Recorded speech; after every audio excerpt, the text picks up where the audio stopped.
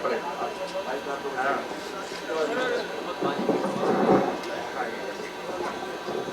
Minute لا رہے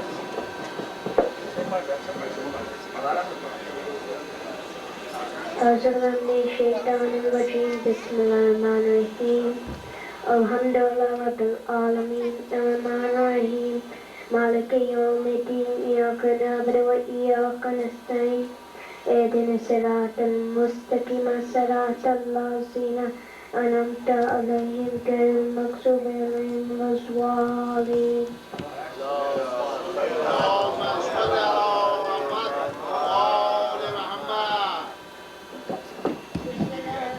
بسم اللہ الرحمن الرحیم الحمد للہ رب العالمین الرحمن الرحیم مالک یوم الدین ایاک نعبد و ایاک نستعین اهدنا الصراط المستقیم صراط الذین انعمت علیہم غیر المغضوب علیہم ولا الضالین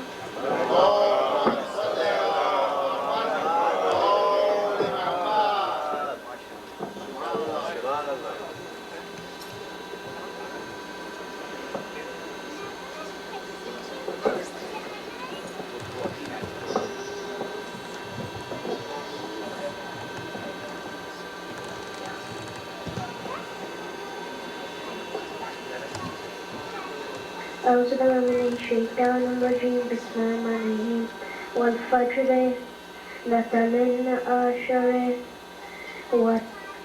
والصبح والوتر والليل إذا يسر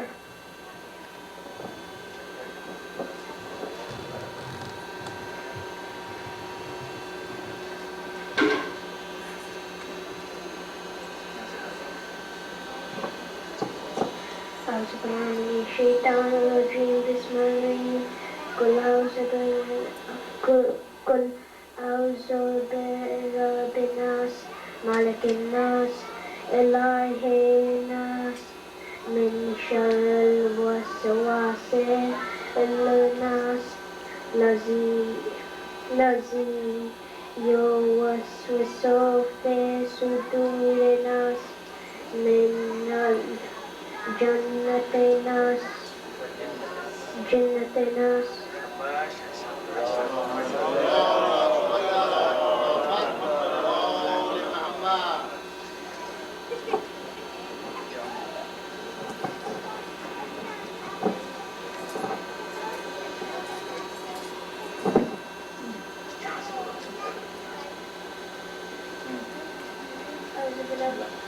أعوذ بالله من الشيطان الرجيم بسم الله الرحمن الرحيم والفجر وليال عشر والشفع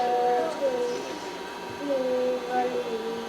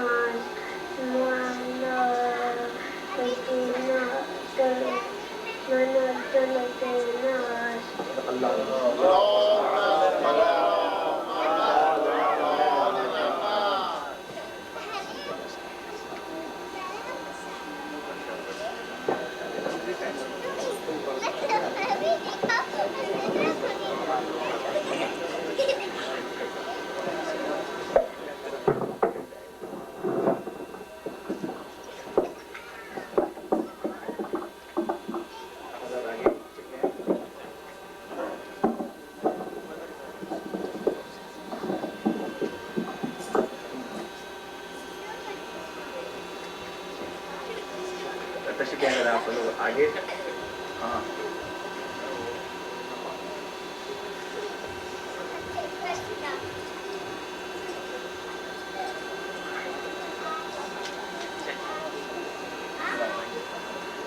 आप घबराएं नहीं, तकरीर लंबी नहीं होगी और मौलाना आपको खिताब करेंगे. मैं सिर्फ आपके सामने आज पहली मरतबा, चूँकि बहुत से लोगों ने ये कहा है कि भाई इंग्लिश में भी हम सुनना चाहते हैं, जिस तरीके से बच्चे कुरान पढ़ते हैं उस तरीके से मैं फ़िलहाल इंग्लिश पढ़ता हूँ. शुरू में यही होता है, लेकिन बहरहाल. और हाँ, ख़त्म इंग्लिश जो आपने पढ़ा ना कि रैन जब रुखसत हुआ तो कुफ्र ने अंगड़ाई ली. अब कुफ्र की सलावत भेजिए मोहम्मद अलैहि वसल्लम.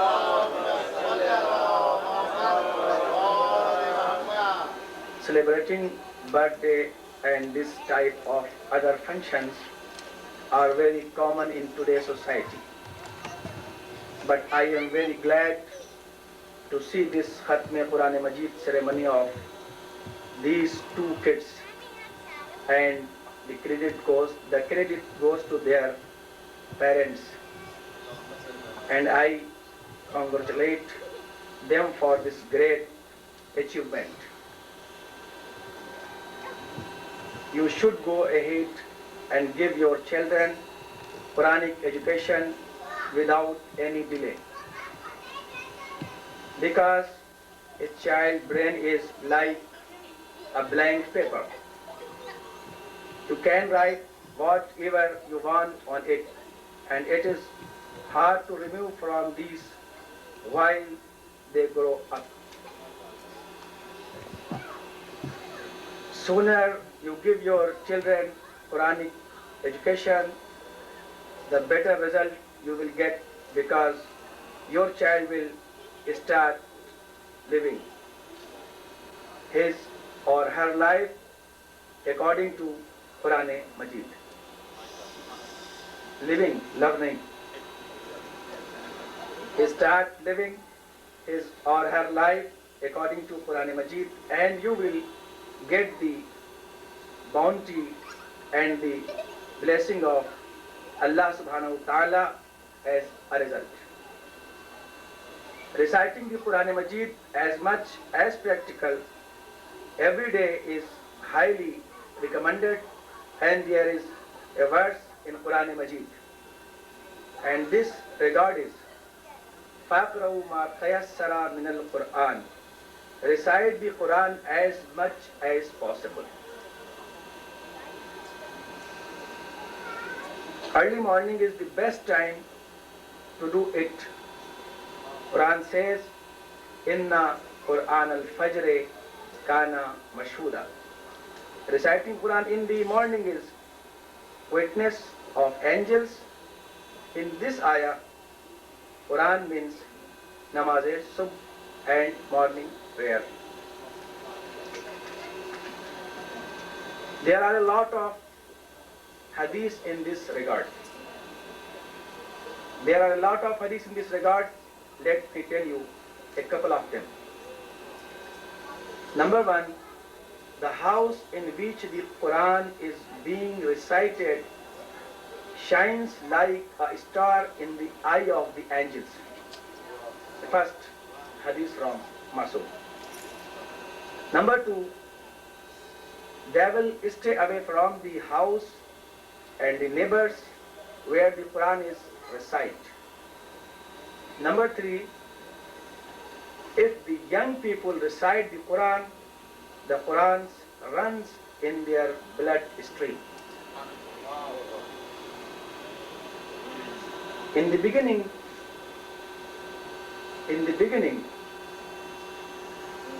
if the young people recite the Quran runs in their blood stream.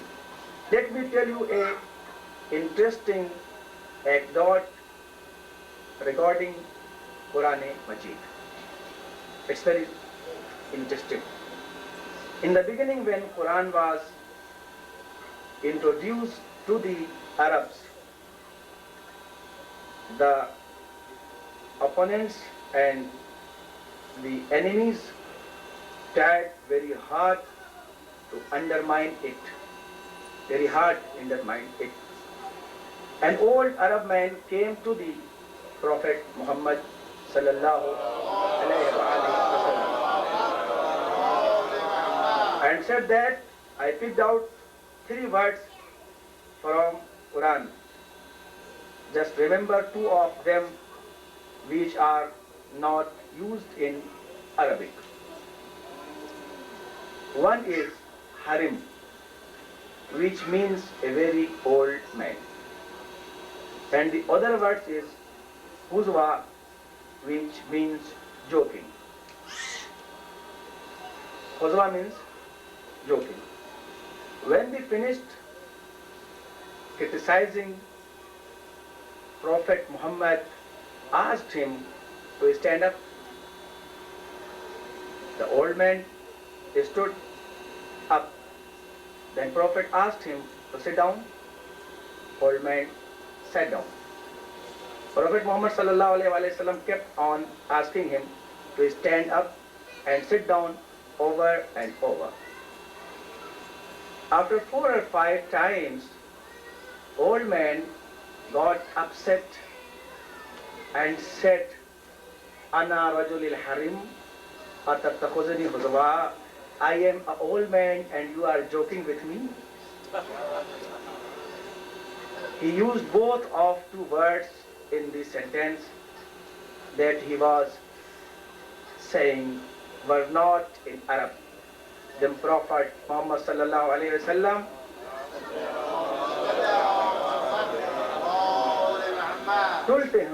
tell to him, if their 2 words are not in Arabic, then why did you use? Then he got shut up and left. Salawat.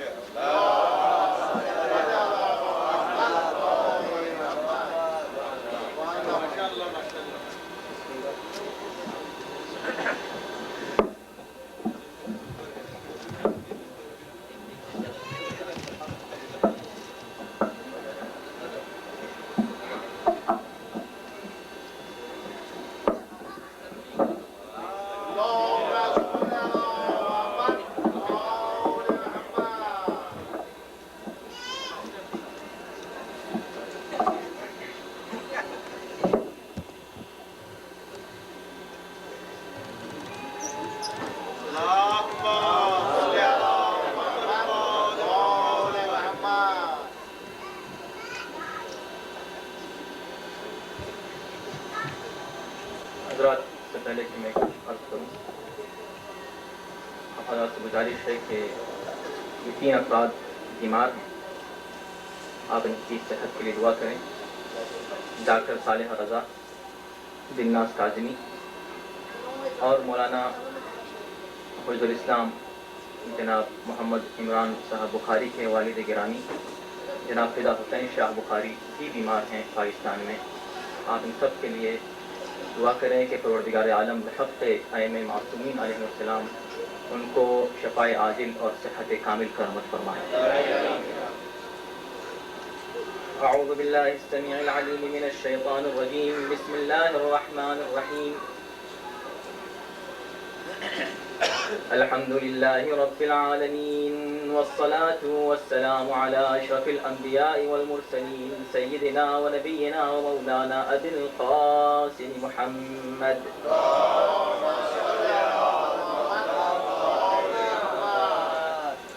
وآلہ الطیبین الطاہرین المعصومین المظلومین ولعنة اللہ علی اعدائهم اجمعین من الآن الى یوم الدین. أما بعد فقد قال الله في كتابه الكريم بسم الله الرحمن الرحيم. لو أنزلنا هذا القرآن على جبل لرأيته خاشعا متصدعا من خشية الله.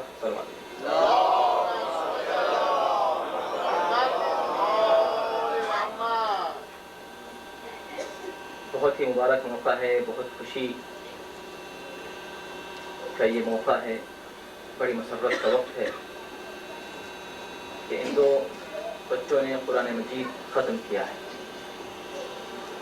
قرآن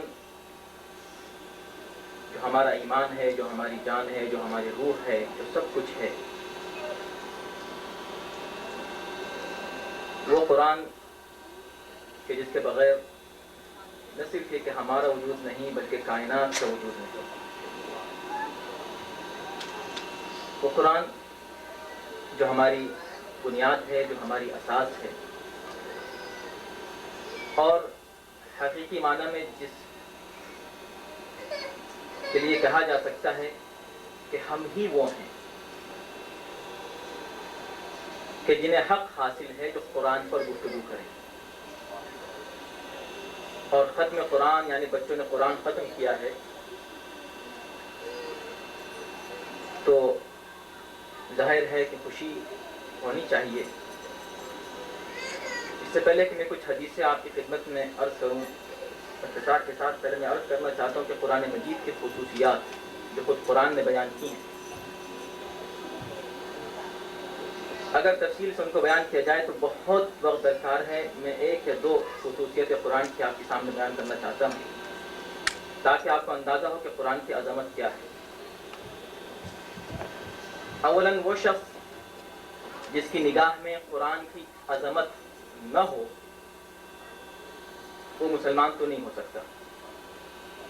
اور قرآن کی عظمت کا مطلب یہ نہیں ہے کہ ہم قرآن کو بہت ہی سجا کر بڑے احترام کے ساتھ اور بہت ہی اہتمام کے ساتھ اور بڑے انتظام کے ساتھ ایسی جگہ رکھ دیں کہ جہاں ہاتھ بھی نہ پہنچے لوگوں کا.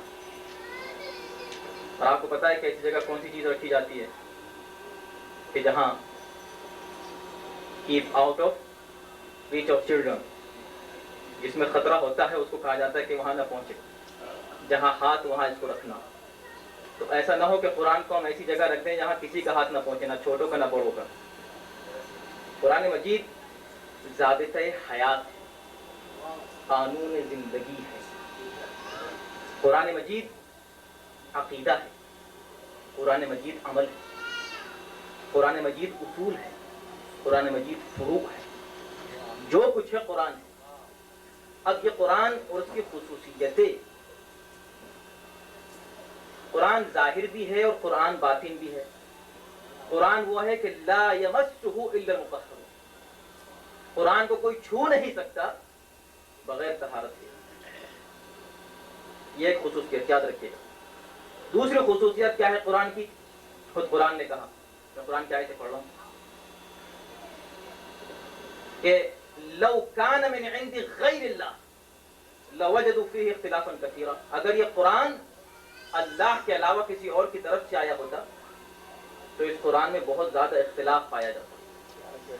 مگر اختلاف کا نہ ہونا اس بات کی دلیل ہے کہ قرآن اللہ کی کتاب ہے. تیسری خصوصیت اس کی کیا ہے؟ لو انزلنا هذا القرآن على جبل لرأيته خاشعا متصدعا من خشية الله.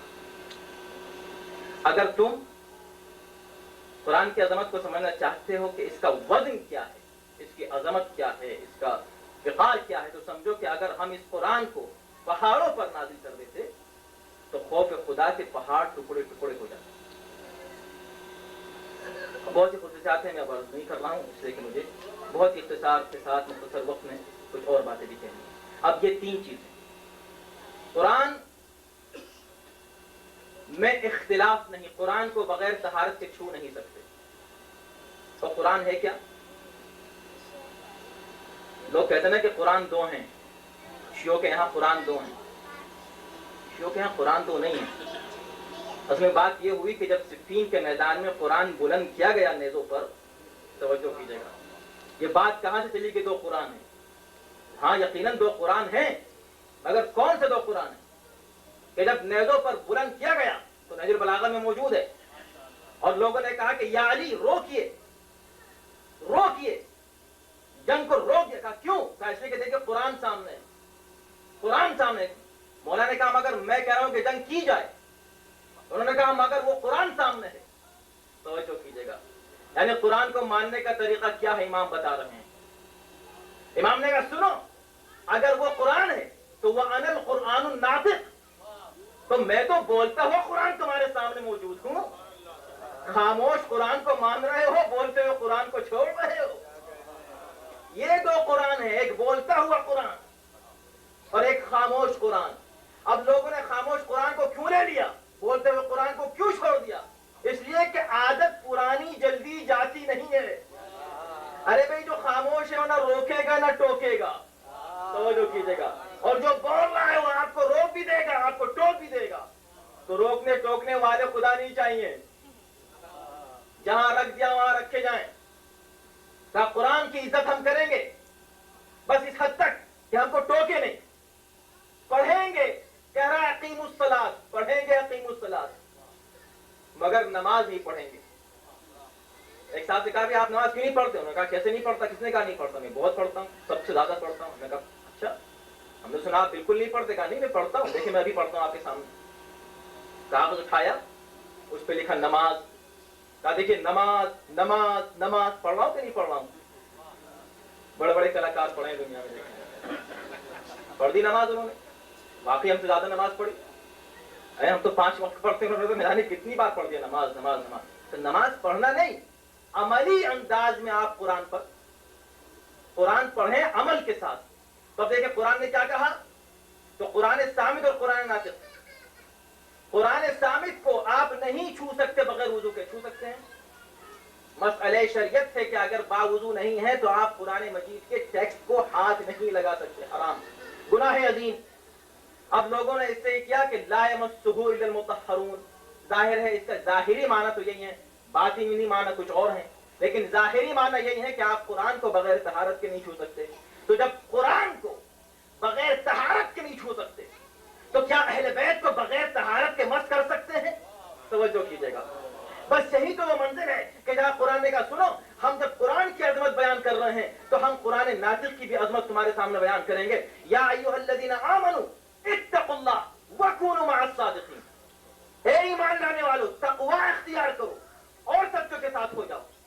تقوی اختیار پہلے کرو پھر سچوں کا دامن چھونا.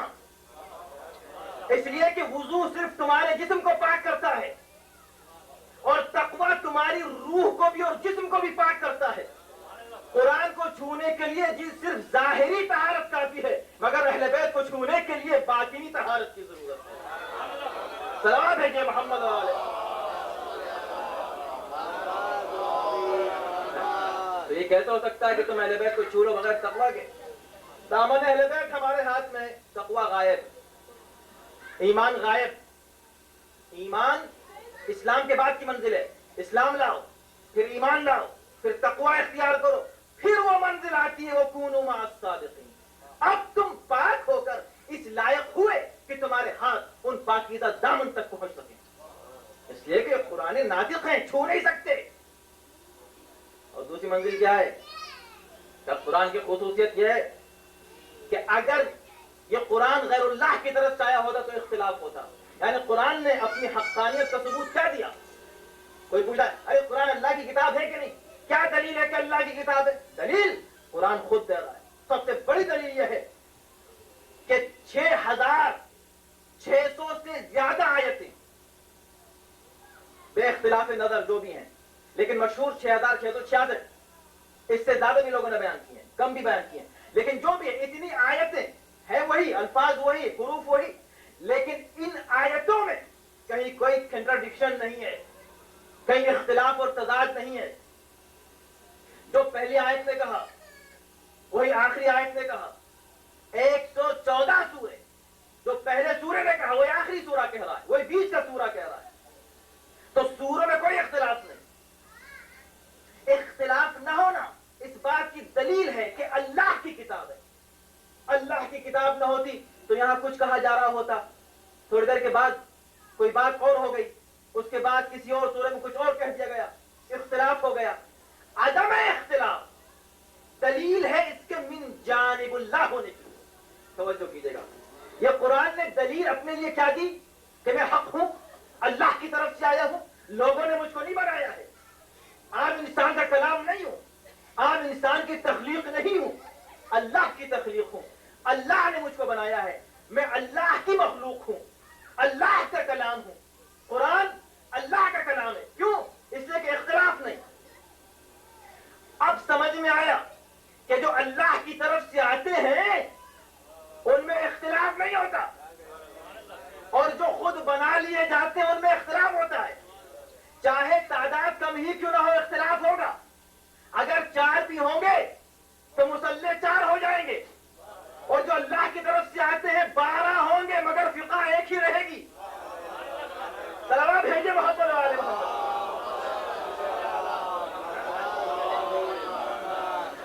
بھائی 114 سورے، مگر جو پہلے نے کہا وہی آخر نے کہا، اور 14 معصوم، جو پہلے نے کہا وہی آخر نے کہا.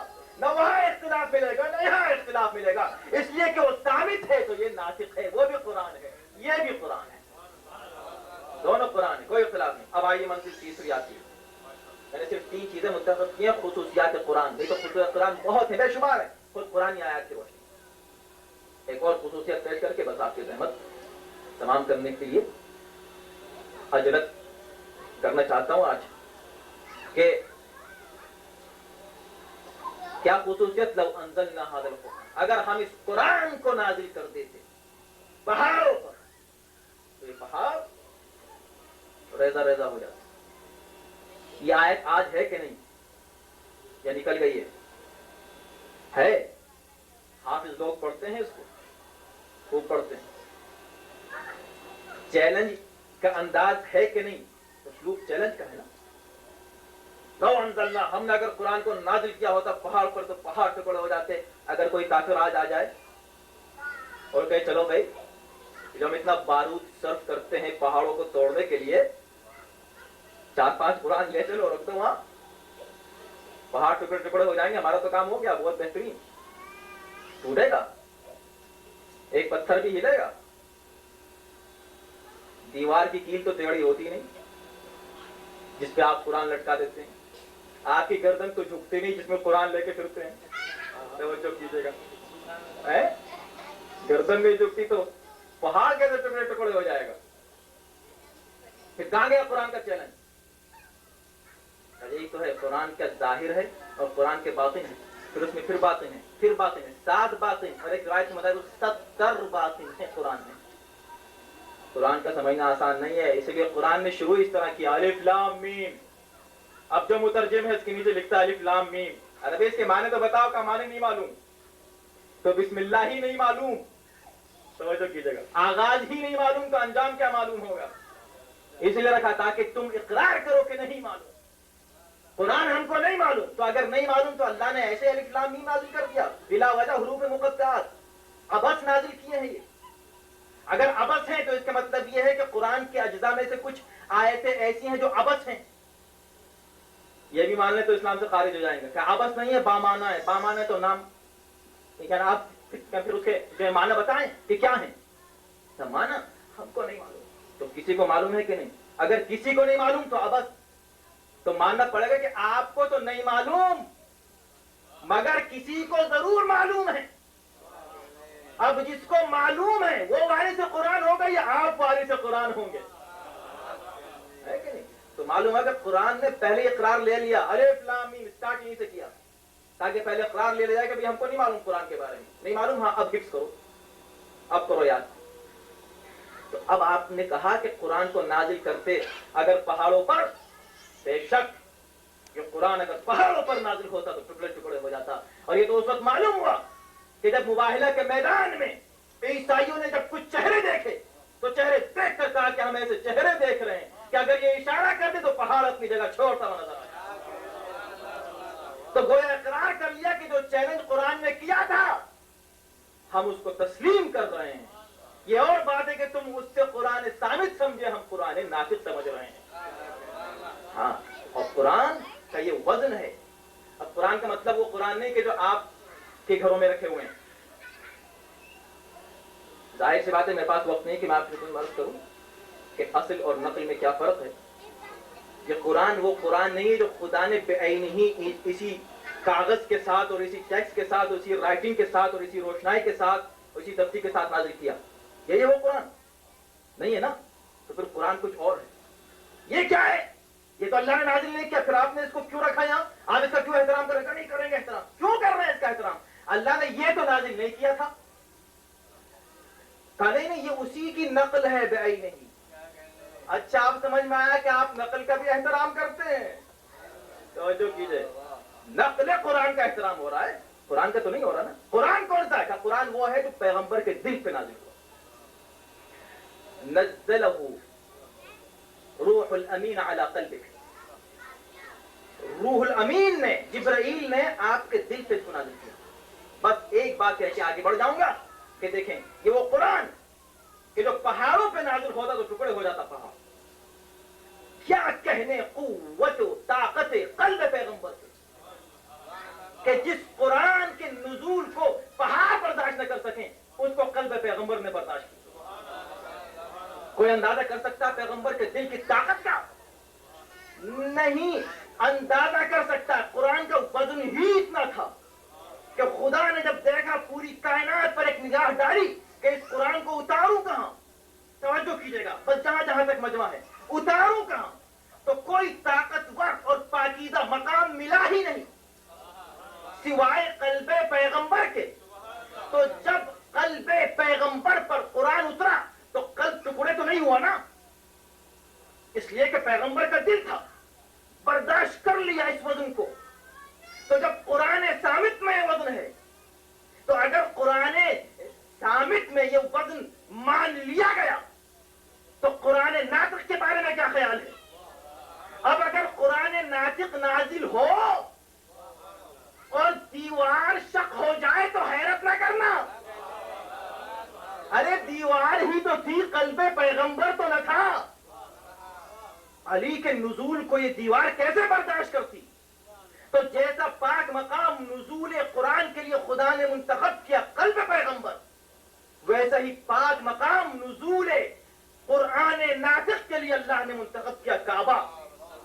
بس فرق یہ ہوا کہ دل شک نہ ہوا, کعبہ دیوار تھی شک ہو گئی.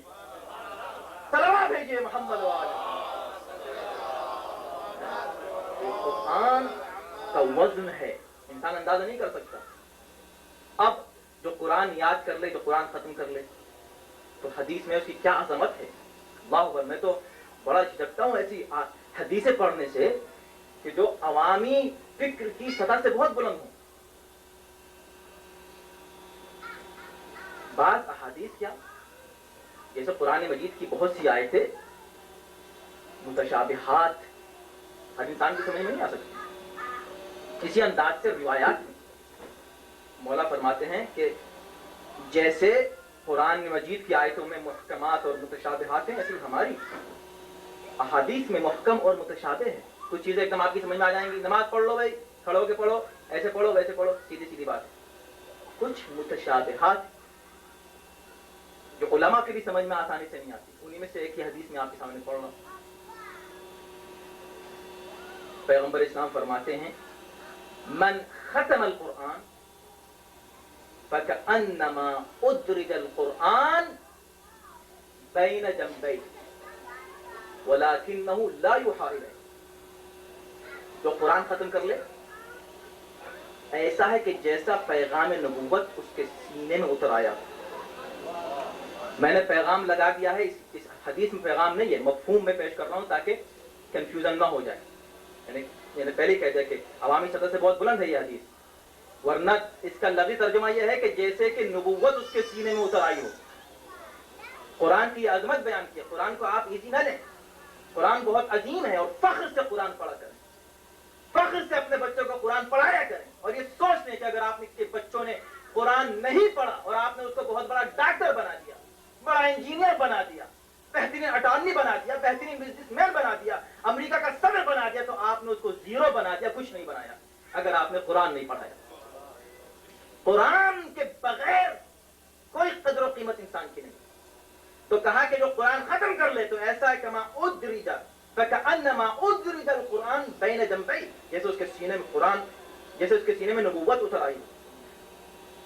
مگر کیونکہ کنفیوژن پیدا ہو سکتا تھا, میں فوراً کہہ دیا ولکنہ لا یوحی الیہ, لا یوحی الیہ, وحی کی باتیں اتری ہیں, وحی نہیں اتری ہے. توجہ کیجیے گا, کبھی ایسا نہ ہو کہ حافظ جی کہنے لگے اب تو میں بالکل رسول جیسا ہو گیا, تم نبی جیسے نہیں ہو. नबी वो है कि यूहा इलैया कुल इन्नमा अना बशरुम मिथलुकुम यूहा इलैया, मैं तुम जैसा बशर तो हूं मगर मुझ पे वही आती है। तुम कुरान पढ़ भी लो, याद भी कर लो, हिफ्ज भी कर लो, मुफस्सिर भी बन जाओ, मुहद्दिस भी हो जाओ, तो फिर भी तुम पर वही तो नहीं आएगी।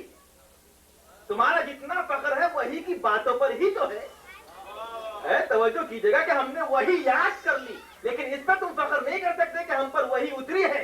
ये खुसूसियत सिर्फ नबी की है, सिर्फ रसूल की। तो ये बात हुई, कितनी बड़ी फजलत उस शख्स की हो गई।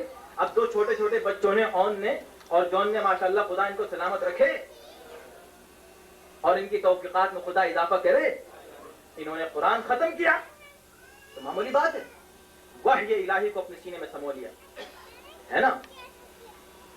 और एक दूसरी हदीस सुन लीजिए आप। हम लोग का तरीका क्या है कि जब कोई मर जाता है तो उसके इसाले सवाब के लिए कुरान खुसूसी तौर पर पढ़ा जाता है। मजलिस होगी उससे पहले का कुरान पढ़ें आप, इसाले सवाब के लिए। बुरी बात नहीं, बहुत अच्छी बात है, लेकिन इससे तसव्वुर क्या पैदा होता है कि जब हम बैठेंगे इस नियत से तभी सवाब उसको पहुंचेगा,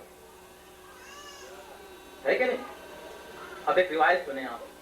अभी मौलाना फरमा रहे थे अपनी मुख्तसर सी बहुत ही उम्दा और बहुत अच्छी और मुरत्तब और मुनज़्ज़म तकरीर में फरमा रहे थे कि क्रेडिट वालिदैन को जाता है, इसमें कोई शक नहीं।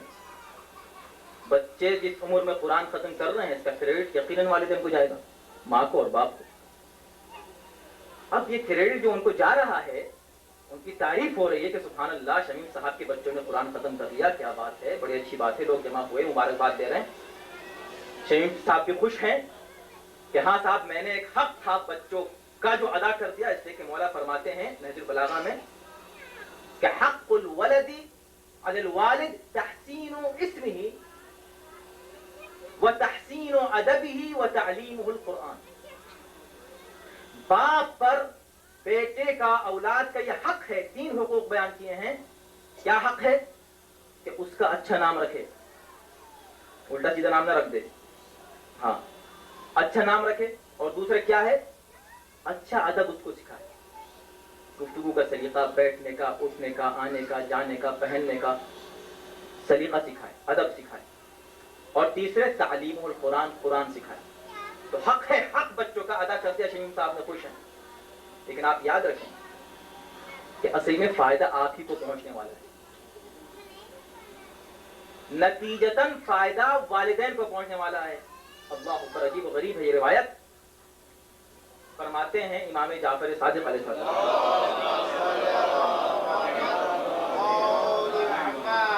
कि क़राअतुल कुरान फिल मस्हफ़ युख़फ़्फ़िफ़ुल अज़ाब अनिल वालिदैन वलौ काना काफ़िरैन। ये जो आखिरी टुकड़ा है बड़ा अजीब व गरीब है। कहा कुरान मजीद देख कर पढ़ना,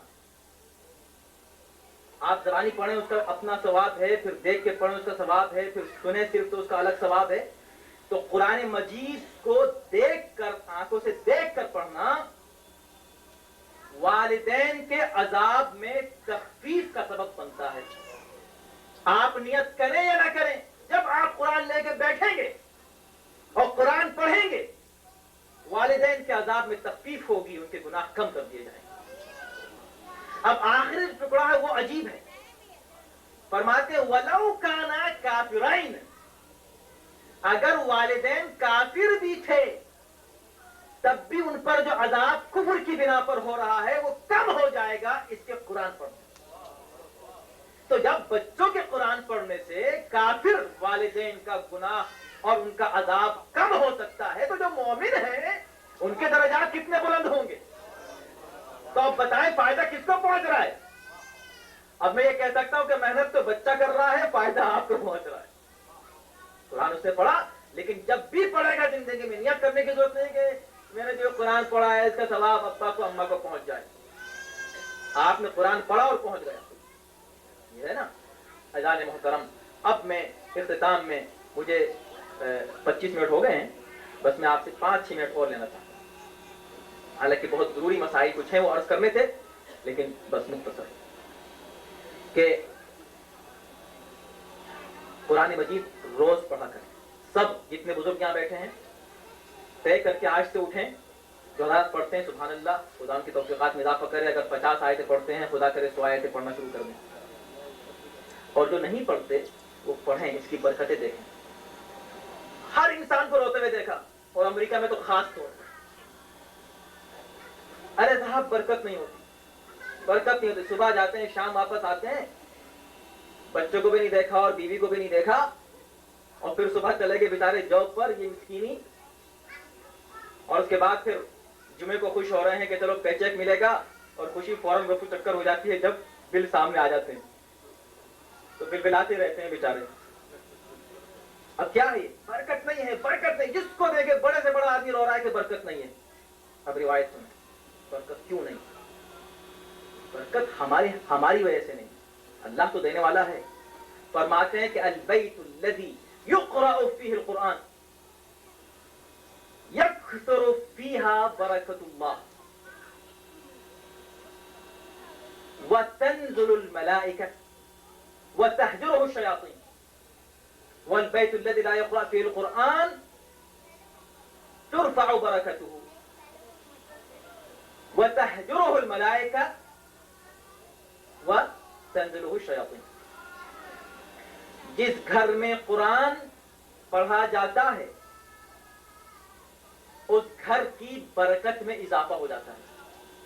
برکت زیادہ ہو جاتی ہے جس گھر میں قرآن پڑھا جائے گا, اور ملائکہ اس گھر میں نازل ہوتے ہیں, اور شیاطین اگر کہیں آس پاس ہیں تو سب دور ہو جاتے ہیں. اس گھر کو چھوڑ دیتے ہیں شیاطین جس گھر میں قرآن پڑھا جاتا ہے. بہت سے مسائل اس سے حل ہوں گے. ارے صاحب دیکھیں ہمارے گھر میں بڑے مسائل ہیں, میاں بیوی کے جھگڑے تو بس امریکہ کی قسمت میں لکھے ہوئے ہیں. لکھے ہیں کہ نہیں لکھے ہیں؟ سب کو پتا ہے. باہر دونوں بڑے کیا کہنے, کیا عمدہ جوڑا ہے, بڑا شاندار جوڑا ہے. اب یہ جوڑا باہر ہی رہے تو اچھا ہے, لیکن جب جوڑا گھر میں ہو, ہاں تو گھوڑا دوڑا اور جوڑا سب ہو جاتا ہے. کیا حالات ہیں, کیا مسائل ہیں آپ کے امریکہ میں. بڑے خوش امریکہ آ گئے, لیکن آپ سوچیں کہ آپ جس کلچر سے آئے, ٹھیک ہے وہاں بھی بہت خرابیاں ہیں, میں اس کو کبھی اچھا نہیں کہتا, لیکن جب کمپیئر کیا جائے, کیونکہ یہاں مادیت اور ایک مزاج ہے اور ایک نظام ہے, یہاں سسٹم ہے جس میں آپ مجبور ہیں, یعنی بہت سی حد تک آپ مجبور ہیں. اس سسٹم نے آپ کو باندھ دیا ہے, لیکن آپ کے پاس ان گروہوں کو کھولنے کے لیے بہت سے وسائل موجود ہیں. آپ خود نہ کھولیں اس قید و بند کو, اور پھر کہاں ہے مجھ کو قید کر دیا, رونے پڑے گا. قرآن کہہ رہا ہے کہ تکثر برکت, شیاطین بھاگ جاتے ہیں اس گھر سے. یہ جو جھگڑے ہیں گھروں کے, شیطانوں کے جو جھگڑے ہیں نا, شیطان ہی تو لاتا ہے. بیوی کے دل میں کچھ ڈال دیا, اور شوہر کے دل میں کچھ ڈال دیا, اور اس کے دماغ میں کچھ ڈال دیا, اور اس کے دماغ میں کچھ ڈال دیا. اب میں ان جھگڑوں میں جانا چاہتا نہیں تو پھر دوسرے مسائل پیدا ہو جائیں گے. ہاں, اور چلیں ابھی تو وقت بھی ہے, کوئی یہ بھی نہیں کہہ سکتا کہ تجربے بیان کر رہے ہیں, ہے کہ نہیں. تو صلوات پڑھیں محمد والے.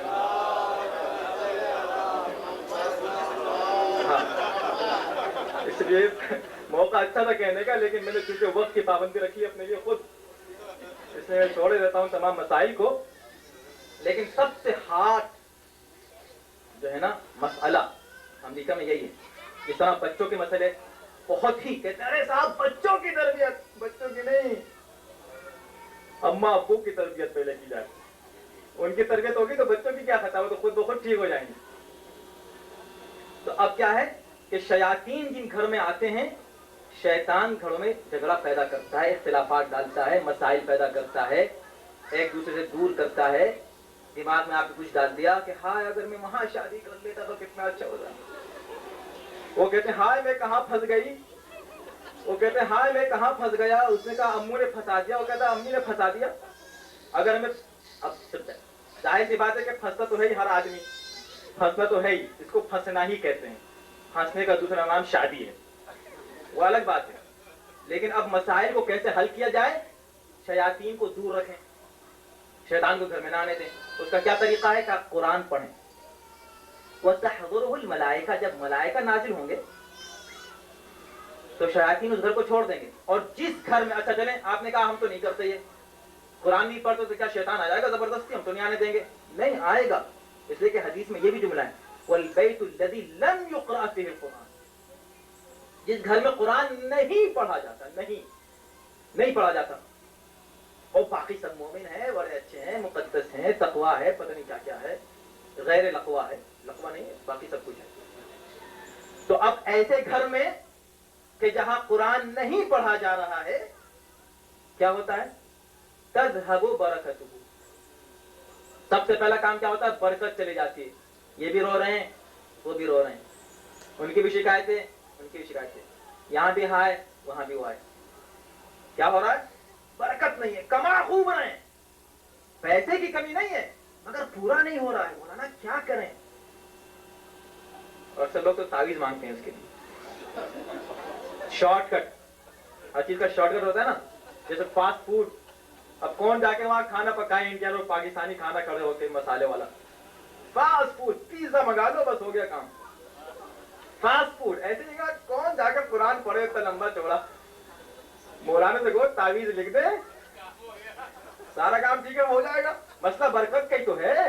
ارے برکت کے ہیلے تو قرآن پڑھنا ہے, برکت کے بہت سے تعویذ بھی ملتے ہیں. تو شارٹ کٹ چاہتے ہیں لوگ, کہا نہیں قرآن نہیں پڑھو گے تو چاہے جتنے تعویذ کر لو تم, برکت نہیں آئے گی. اچھا چلو برکت نہیں آئے, صرف یہی نہیں ہوگا, کیا ہوگا؟ ملائکہ چھوڑ کے چلے جائیں گے وہاں سے, فرشتے نہیں آئیں گے. پھر کون آئے گا؟ فرشتے نہیں آئیں گے تو وَتَحْضُرُهُ الشَّيَاطِينُ, شیاطین وہاں اپنا بسیرا بنا لیں گے, شیاطین وہاں پر آ جائیں گے. میرا وعدہ پورا ہو چکا ہے. اگر آپ اجازت دیں تو میں ایک حدیث اور بہت ضروری وہ پڑھ دوں, اجازت ہے؟ اگر آپ زوردار صلوات پڑھیں گے تو اس کا مطلب اجازت ہے.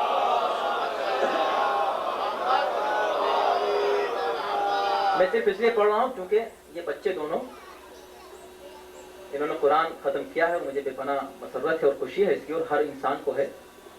تو اب ہم, یہ بچے آئیڈیل ہونے چاہیے دوسروں کے لیے, اور انشاءاللہ ہماری قوم کے ہر بچے کو اس بات کی فکر ہونی چاہیے کہ وہ قرآن پڑھے. اور عمر کا کوئی تقاضا نہیں ہے. آپ کو پتا ہے کہ 5 سال کا ایک بچہ ماشاءاللہ حافظ قرآن ہوا, اور کس شان کا حافظ قرآن ہوا سب کو پتا ہے. کہ لوگ کہتے تھے کہ صاحب ان کے دل میں قرآن نہیں آئے گا. کہا کیوں نہیں آئے گا؟ کہا کہ یہ اہل بیت کے دشمنوں سے محبت نہیں کرتے. کیونکہ اہل بیت کے دشمنوں سے محبت نہیں کرتے تو اللہ نے نور ان کے دل سے نکال لیا ہے. مگر جن سے ہم محبت نہیں کرتے, نہیں معلوم کہ ان کو قرآن حفظ کیوں نہیں تھا. توجہ کیجیے, اگر وہی نور قرآن ہے کہ جن کو ان سے محبت ہوگی وہ قرآن یاد کرے گا, انہیں خود یاد کیوں نہیں ہوا؟ کوئی تاریخ نہیں بتاتی کہ وہ حافظ قرآن رہے ہوں گے. مگر اہل بیت کے تو گھر کی کنیز بھی 40 سال تک قرآن کی زبان میں بات کرتی رہی. اور جب ہم یہ کہتے تھے, لوگ کہتے تھے یہ کیسے ہو سکتا ہے, قرآن کی زبان میں بات کرنے کا کیا مطلب؟ مطلب یہ ہے آپ کوئی بھی گفتگو اس سے کریں, قرآن مجید کی آیت پڑھے گی, جواب ہو جائے گا. کہے صاحب یہ تو آپ پرانی باتیں کرتے ہیں, یہ تو صرف آپ محبت میں ان کو اتنا بڑھا دیتے ہیں. بڑھاتے نہیں ہیں. خدا نے ایک نیا معجزہ آج اس دور میں آپ کو دکھا دیا. وہ تو 40 سال اس لیے بات کرتی تھی کہ اہل بیت کے گھر میں رہی تھی, قرآن اتر رہا تھا اور وہ سن رہی تھی اور دیکھ رہی تھی. ارے یہ بچہ 5 سال کا 1400 سال کے بعد مسلسل قرآن کی زبان میں گفتگو کرتا ہے, جس طرح کنیز جناب سیدہ گفتگو کرتی. تو کیا ہے وجہ؟ بس وجہ کے لیے میں ایک حدیث پڑھ دینا چاہتا ہوں, آپ کی اجازت دی ہے میں نے اس کے لیے, وہ سن لیجیے آپ. تو جیسے ماں باپ کا حق ہے, ماں باپ پر حق ہے, واجب ہے ماں باپ پر کہ بچوں کو قرآن سکھائیں. بہت سی حدیثیں ہیں اس کے لیے. کوئی علم القرآن, یا تعلیم قرآن جو ہے وہ بچوں کے حقوق ہیں ماں باپ کے گردن پر. اب ایک حدیث ہے, جیسے میں نے ابھی اس سے پہلے ایک حدیث بیان کی تھی کہ یحسن ادبہ, ایسی ایک حدیث ہے پیغمبر کی, والمبالغۃ فی ادبی, یہ مولا کائنات کی حدیث, والمبالغۃ فی ادبی, بچوں کو ادب سکھانے میں, ان کو مؤدب کرنے میں, ان کی تربیت میں مبالغہ کریں. مبالغہ نے پورا زور لگا دیا. اب کیا ہم زور لگائیں؟ ماں باپ پوچھ رہے ہیں ہم کیا زور لگائیں, بچوں کو کیا تربیت کریں, بچوں کا بیہیویئر اچھا نہیں, ہم کیسے, کچھ تو بتائیں. اسلام نے ایئر بائی ایئر بلکہ منتھ بائی منتھ اور ڈے بائی ڈے آپ کو پروگرام دیا ہے کہ آپ بچوں کی تربیت کیسے کریں. کوئی پریشانی کی بات نہیں، صرف اتنی سی پریشانی ہے کہ آپ اسلام کی طرف آ جائیں گے تو سارے مسائل حل ہو جائیں گے. آپ اسلامی طریقہ سیکھیں کہ بچوں کی تربیت کیسے کی جائے. اب مبالغت و فی ادبی ہی کو پیغمبر اسلام نے ایک حدیث میں سمیٹ دیا ہے کہ ہم ادب کیا سکھائیں، کیا چیز سکھائیں. ایسے اٹھو، ایسے بیٹھو، یوں کھاؤ، یوں پیو، یہ تو ہے نا آداب. اب یہ تو بہت لمبی فہرست ہو جائے گی نا، ایک لمبا کام ہو جائے گا اگر بیٹھیں. کہا نہیں، ایک حدیث میں سن لو. ادبوا اولادکم علی ثلاث خصال. یاد رکھیے گا اس حدیث کو، مجھ سے اس کا ریفرنس لے لیجیے گا. اور یہ صرف شیعوں کی کتابوں میں نہیں ہے بلکہ اہل سنت کی بھی کتابوں میں ہے، کنز العمال میں اور ینابیع المودع میں، اور اہل شیعوں کی کتابوں میں تو خیر، لیکن اہل سنت کی کتابوں میں یہ حدیث ہے جو میں پڑھ رہا ہوں. کہ ادبوا اولادکم علی ثلاث خصال، اپنے بچوں کی تربیت کرو 3 خصلتوں پر، 3 پوائنٹس پر زور دو. اور اگر تم نے اس پہ زور دے دیا اس کا مطلب تم نے تربیت کا حق ادا کر دیا. کیا ہے؟ حب نبیکم، اپنے نبی کی محبت ان کے دلوں میں کوٹ کوٹ کے بھر دو. یہ فرسٹ اسٹیپ ہے. 3 چیزیں ہیں بیان کی. فرسٹ اسٹیپ کیا ہے؟ پیغمبر اسلام کی محبت دل میں ڈالنا. نمبر 2 وحب اہل بیتی، اور نبی کے اہل بیت کی محبت ان کے دلوں میں ڈال دو. 2 چیزیں تو ہو گئی. دیکھیں آپ، 2/3 تو کام ہو گیا، اب 1/3 رہ گیا. وہ کیا ہے؟ وتلاوت القرآن، اور قرآن سکھا دو. تو قرآن ہم کو کیا دیا؟ ہمارا اسکیڈول کیا ہے کہ اپنے وقت میں سے ہم جو بچوں پر تربیت کے لیے صرف کرتے ہیں اس کے 3 حصے کریں. حب نبیکم، پیغمبر اسلام کی محبت، اہل بیت کی محبت، اور قرآن کی تعلیم. توجہ کیجئے گا، بس میں تمام کر چکا ہوں. آپ کہیں گے کہ کیا یہ سب ہو گیا؟ ہاں، یہ سب ہو گیا. سبحان اللہ، کیا بلاغت ہے پیغمبر اسلام کی ایک کلام میں کہ بھئی جو پروگرام اور جو نسخہ پیغمبر اسلام بڑوں کو دے کر گئے تھے وہی بچوں کے لیے تجویز کیا. بھئی انی تارک فیکم الثقلین، 2 چیزیں چھوڑ رہا ہوں، قرآن اور اہل بیت.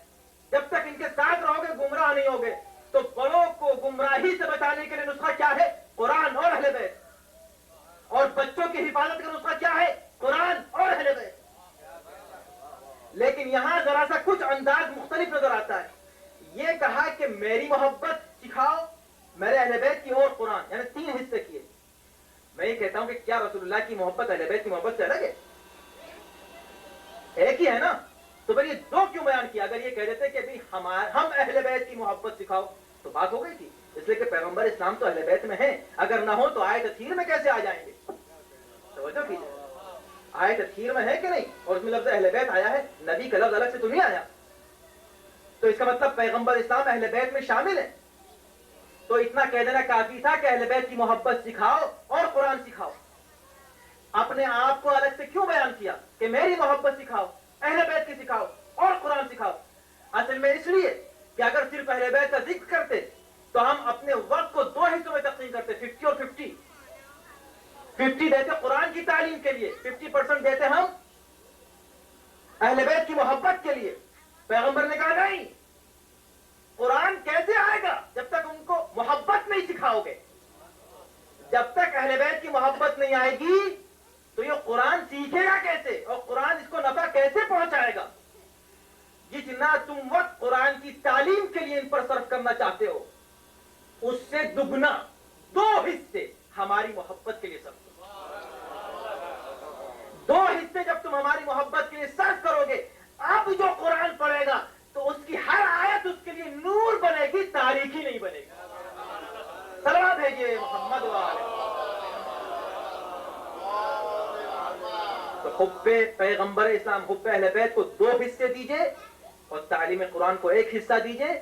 اس لیے کہ تعلیم قرآن اسی حب اہل بیت کے بیس پر قائم ہوگا تو تفسیر بھی اہل بیت سے لے گا، معنی بھی اہل بیت سے لے گا، تعویل بھی اہل بیت سے لے گا، محکم متشابہ بھی اہل بیت سے سمجھے گا، مکی و مدنی بھی ان سے لے گا، جو کچھ ہے اہل بیت سے لے گا. اور اگر اہل بیت ہٹ گئے اور قرآن آ گیا تو آپ کو پتا ہے کہ 73 فرقے ایسے نہیں بن گئے، سب قرآن کو مانتے ہیں.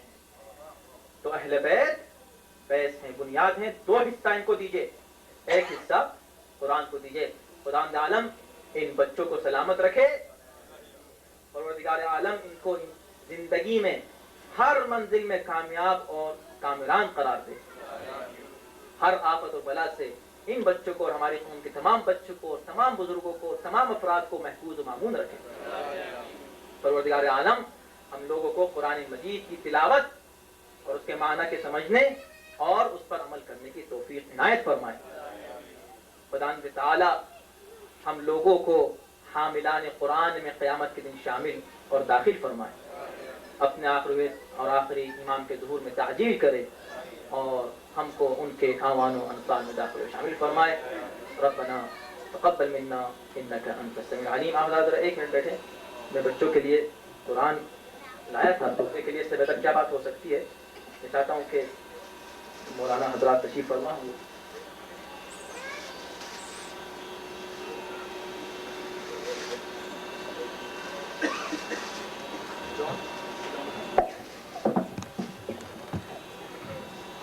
مولانا عمران بخاری صاحب سے گزارش ہے کہ جو ان کو قرآن مجید کا ایک حصہ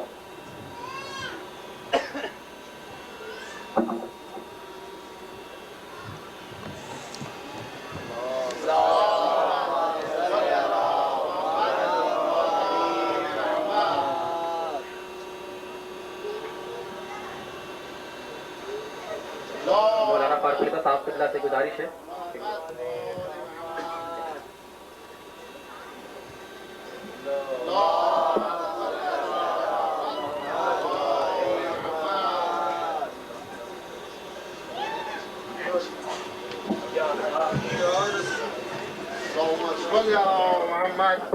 محمد اس خوشی کے موقع